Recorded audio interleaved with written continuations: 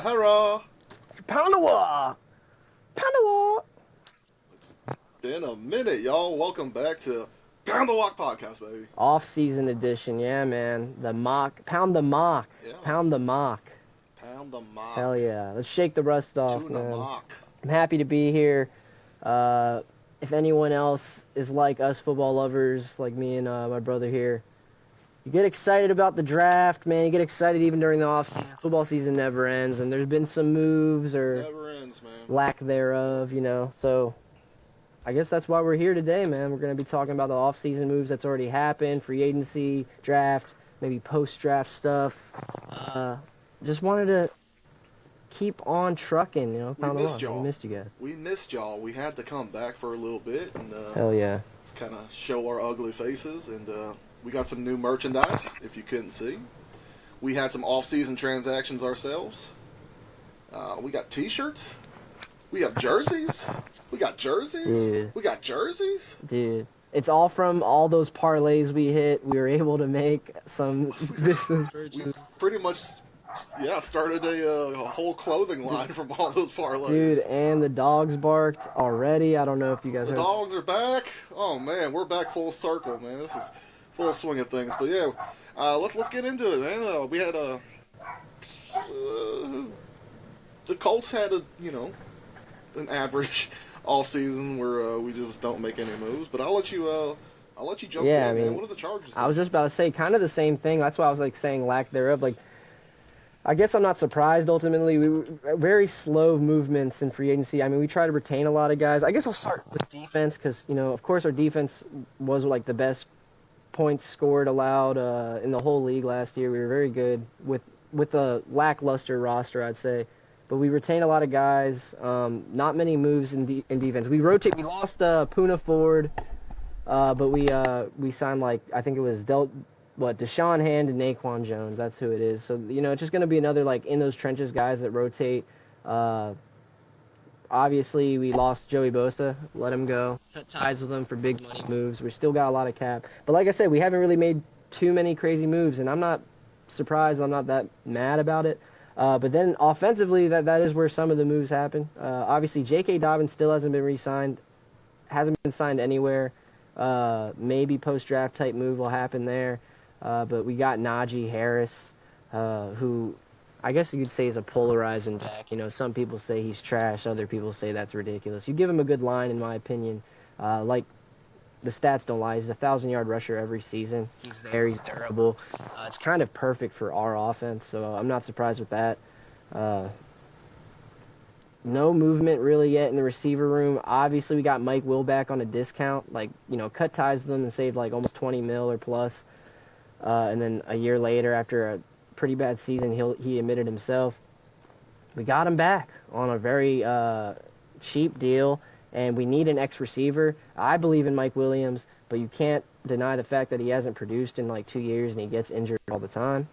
So still need to make some moves. Keenan Allen, another guy. I don't see why not. A lot of people in the Chargers, world say that we shouldn't because, you got Ladd McConkey, but Ladd's a dominant receiver, can play outside and in my opinion. He did it in college, even though he's small. And why does that mean so basically that's saying Jalen Reagor, who we re-signed to right now be receiver 4 or 5, is better than Keenan Allen. You can sign Keenan Allen on a cheap deal, man. I'm sure he wants to come back, so I hope that happens. Besides that, once again, pretty slow movement. I think that post-draft free agency is going to be even more impactful for the Chargers. Obviously, we'll talk about the draft here, and we have our first 3-round mock draft for the Chargers and the Colts, that is. So we'll see what we got going there. But yeah, that's about it. Very slow free agency for the Chargers. But I'm not mad at it. Our defense, I'm sure we're gonna continue to play. We still got Jesse Minter, which is probably the biggest thing, our D coordinator. Offensively, Najee Harris is a big swing. I hope we get an RB2 with him, maybe rookie. J.K. Dobbins is still there. Let's get to rolling, man. I'm happy to see what we do after the draft, though, really. Yeah, absolutely. Colts had a pretty lackluster offseason as well, but that's kind of a Chris Ballard thing. He doesn't really make massive moves unless it makes a lot of sense. We did retain Mo Alley Cox, so we have a somewhat veteran tight end in there. Is he the most productive guy in the world? No, but he's a decent blocker and he can make okay catches here and there. We also re-signed Ashton Dolan, who's a killer on special teams, and he's come through clutch, at the end of the games a couple times last year.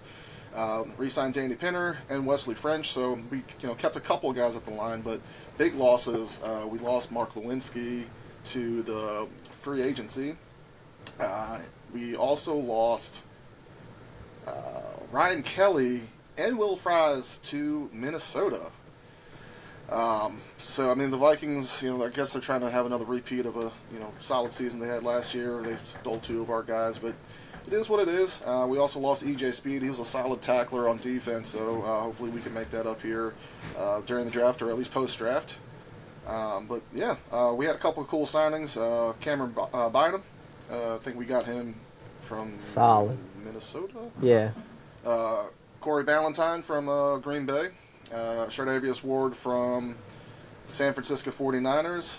Khalil Herbert, whatever. But we did lose Trey Sermon, so it's just another, a little more depth for Jonathan Taylor, so we keep him fresh. And the biggest offseason signing of 2025, y'all. Danny Jones, baby! And there is legitimately a quarterback competition between Daniel Jones and Anthony Richardson right now. And I swear to God, if at any point Daniel Jones starts, we need to move on from Anthony Richardson. This is a telltale sign. So, dude, that's the sad part, dude. I feel like Daniel Jones is vetted enough, has enough experience to take the job, but ultimately I think that's bad for you guys because dude, Anthony Richardson, you gotta give him a solid season of a chance, Exactly. So maybe it's just having another leader, a veteran in the locker room to help push him. But we had Joe Flacco to try to do that, and that didn't really pan out either. So I don't know. Maybe this is it. This could be it for AR. And knowing our luck, Danny Dimes is gonna have one hell of a season here for some reason. And yeah, I guess obviously. A couple other transactions happened, but. Yeah, I wanted Will Fries on the Chargers pretty bad, honestly. And I didn't even bring that up though. We did get some interior line help. Obviously our tackles are good, but we got Andre James from the Raiders who was pretty good 2 years ago, and he's a solid center. Got some center experience. But then Mekhi Becton. I always say Mekhi. I know that's wrong. Mekhi Becton. He's a fucking dog, dude. He rejuvenated his career last year, won a Super Bowl with the Eagles. He's like a 6'7" fucking interior lineman. Got some tackle experience. Big man. Yeah, so that's really big. But yeah, I guess that's it right there. Yeah, shout out the Colts and Daniel Jones though. Well, I guess this means I gotta get a Danny Jones jersey or something. I bet you will. A signed Pick one up for about $14. All right, well that was in the past. Now let's talk about what we think is going to happen in the future here, because we have the draft coming up in about a week? Yeah, we're I think 6 days or something like that. Yeah. 6 days out, right? Usually starts on a Thursday. I'm excited, man. All right, so let's pull up what we think our potential picks are. Josh used Pro Football Sports Network. Yeah, I've been doing a mock draft. I've been using that website religiously. I mean, it's always fun during draft season, but I guess just because we've been doing this pod, I've been locked in a little bit extra harder on these mock drafts. I've definitely done it at least 25 times in the last month. So. Okay. Well, yeah. So if you want to explain it to them, I mean, this is it's not like we're just picking who we think we're going to get. There's an active draft board, right? They use some sort of algorithm based on the teams who they anticipate is going to take the pick, and then we're going to sit in as our GMs and see who's left on the board and what makes sense for the team. Yeah, exactly. I mean, it's pretty we've already sick. gone through the process, and yeah, here we go. Nice. There it is. Okay, so I guess I'll start off. First off, Jalon Walker, like we said, it was through the mock draft thing. I don't think he's gonna be there personally at all. I feel like that's I would bet a lot of money he's not at 22. But I picked him. I think we're gonna get someone in the trenches, and if people were thinking we're gonna get a D tackle, but I'm certain it's gonna be an edge. Like, we lost Joey Bosa. Yeah, we got Thule, and we retained Khalil Mack for another year, and he's still a beast. He's a Hall of Famer. He's a beast still. But you still can get one for the future. Jalen Walker's a beast. He's like an inside linebacker, outside linebacker. I think his like only negative is like he doesn't get enough playing time on one position, which is like okay, like put him somewhere and he's a beast. Like who cares? So yeah. That being said, I really I think it's James Pierce from Tennessee. He's an edge rusher. He's an insane DN, and I think he will be there at 22. So if not Jalen Walker, I think we're gonna get an edge in the first round. Uh, yeah. I guess, do you want to talk about your first round pick? Sure. Yeah. So I'm clearly going with Colson Loveland here. It's tight end out of Michigan. Big body, 6'5", 250. He's an extremely athletic, great route running tight end. And I think something like that is something that we need. Someone a little bit quicker. Love Yeah. the Mo Alley Cox, but he's just a slow guy, and just he's not as athletic. He's getting a little bit up there in age. What we need for Anthony Richardson is the tight end that can run, the route tree, and get to the second, third levels, and be an elite route running tight end. Also, while being able to block and provide support on the run game. Is he as well-rounded as Tyler Warren? Absolutely not. But, if you're not thinking about the Brock Bowers of Tyler Warrens in the world, I think Colson Loveland is an amazing pick and something that the Colts need to kind of spark that offense. Yeah, he is a beast. He's like a really good blocking tight end and also looks like a great wide receiver. Like he just looks like a big ass receiver. Uh, Obviously Michigan's Yep. just like a great college, great conference. He's a beast. If Tyler Warren wasn't in this draft class, he probably wouldn't be falling so deep in these other mocks. I mean, like this draft class, by the way, I meant to say this. This draft class is crazy, dude. Like I've been like it's insanely deep. Like the first two rounds, like first 60 players are all studs. So you're gonna be able to a lot of edge rushers, a lot of running backs.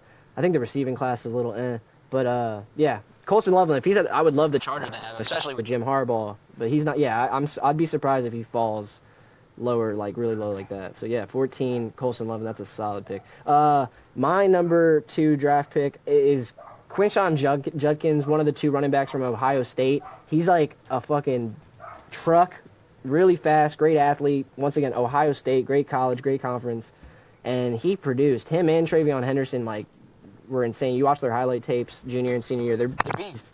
So yeah, I would love for us, and I could see us doing this, is actually, in fact, trading our second round pick for maybe 7, 10 picks back, like to like the very end of the second round to maybe even early third round pick, just to have like an additional fifth or fourth rounder for depth, and then we still end up snagging a running back like maybe Quinshawn Judkins.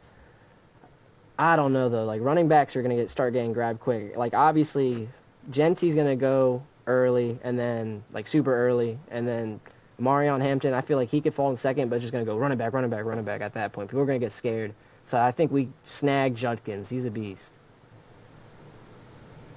Yeah, I've seen a couple clips on him, man. That guy can. I mean, he runs angry, man. He's looks like he could be kind of what the Chargers need at running back. I think you had a couple of guys last year that had a lot of potential, but just didn't quite pan out all season consistency wise. But if you have someone like him, I think adds a little depth, and he could be the quote unquote game changer for y'all. Hell yeah. So I got for our second pick at the 45th pick, we got Carson Schwessinger. He's the All-American linebacker from UCLA, and while he still has room to develop for sure, he has incredible football IQ, and just the way that he is just on pure instincts, his athleticism, and his competitiveness. I think that's the X factor that's going to get him to being an elite linebacker in this league. He is great in the run defense and pass coverage just because of just how he plays the game. There are some concerns about his tackling angles and everything like that. He could probably be a little bit stronger, but he's a great blitzer. He's known for pressuring quarterbacks, and like I said, is just IQ in the box and his playmaking. It's just he's got a lot of upside, and I think it could be something that we need, especially after losing EJ Speed. So I look forward to seeing how if we get him, how he pans out. But I'm looking forward to seeing how he pans out no matter where he goes. He's just the way he thinks, kind of he's not quite Luke Kuechly, but just the way he thinks and his instincts, it just it's reminiscent of it. Just some elite white linebacker. He's definitely he needs, like, if he beefs up like any naturally a college like linebacker goes into the NFL, he's got to beef up. Yeah, he's a beast. He there's a lot of his highlights where he's meeting running backs behind the line of scrimmage just off instinct and high motor. So yeah, he's obviously a beast. So I'm sure he'll be a stud in the league. Oh yeah, third round pick. Here we go. So yeah, third round pick. At this point, through the mock draft, I was just looking to see if we would get any valuable, flexible linemen, like interior, exterior linemen. I've heard Ortiz and Harbaugh, and I've referenced it twice already in this, but I heard them reference about big name schools, big leagues, like in the trenches. They look at trenches in the weapon. I'd be surprised if we don't get a offensive interior lineman, because it still speaks loudly that we probably need it. We have Zion Johnson, who's on his final year on his rookie contract. He's been very lackluster his whole career, and he's going to apparently get maybe some center snaps. We re-signed Bradley Bozeman at center as well, who was once again lackluster this year, getting old too. I think you get someone who's durable with experience in like a big name school, and I found Miles Frazier falling down there to the 86th pick.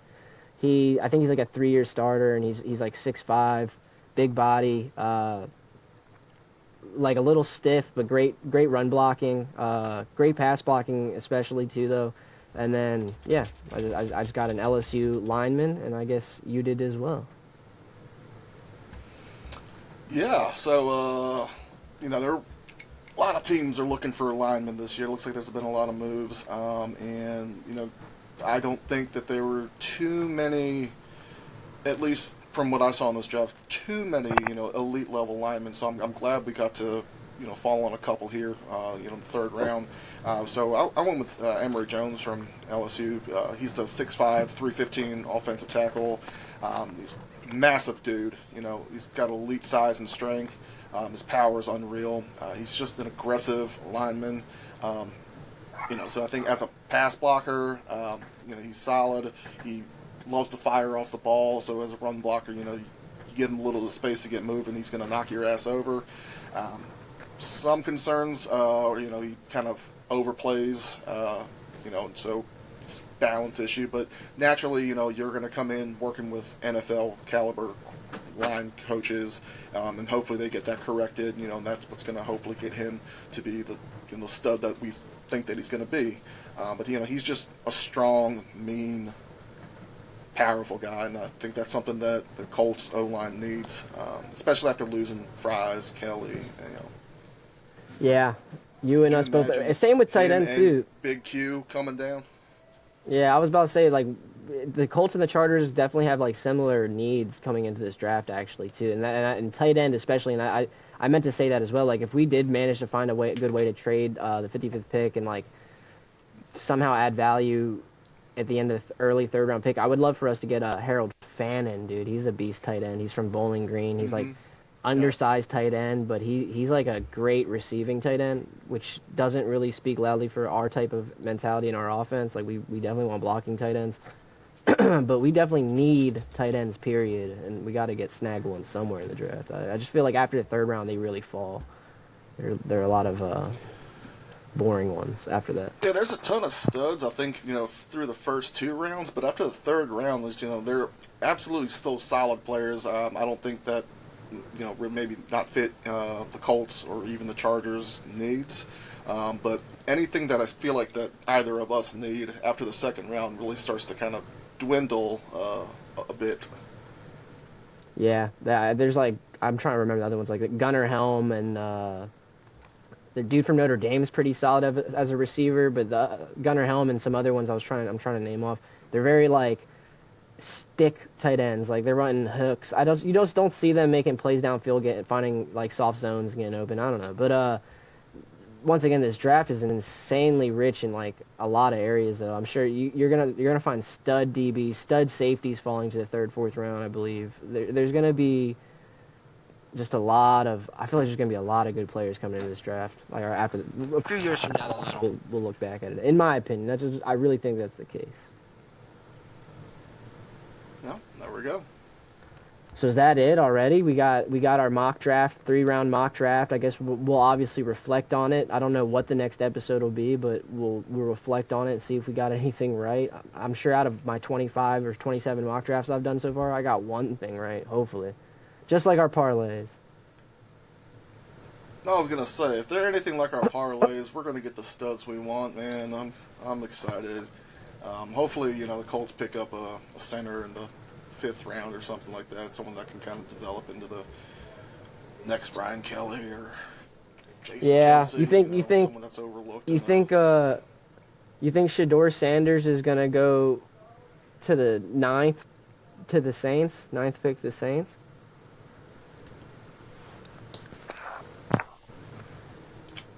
I don't think he's going to the Giants. Possibly.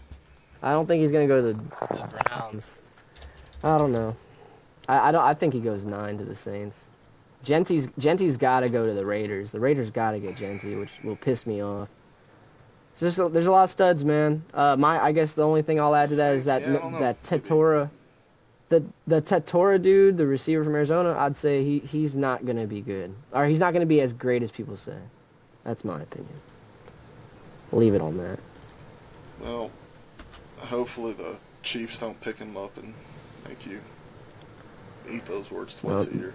Nah, yeah, don't say that. Gentry to the Raiders already. Like, if that's already pissing me off, it hasn't even happened yet. But Gentry to the Raiders, man.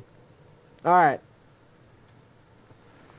All right. Well, that's it. I mean, look, we talked about it, and now we're here. So we pounded the walk. We pounded the mock.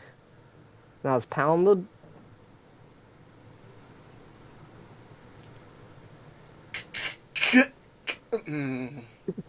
Can't say that on the podcast. What's up, y'all? What's up? Welcome to Pound the Walk podcast. I appreciate y'all stopping in. And we'll see you after the draft. And that was the first ever Pound the Mock podcast. Baby. Panama. Sounds like Panama. Tunama.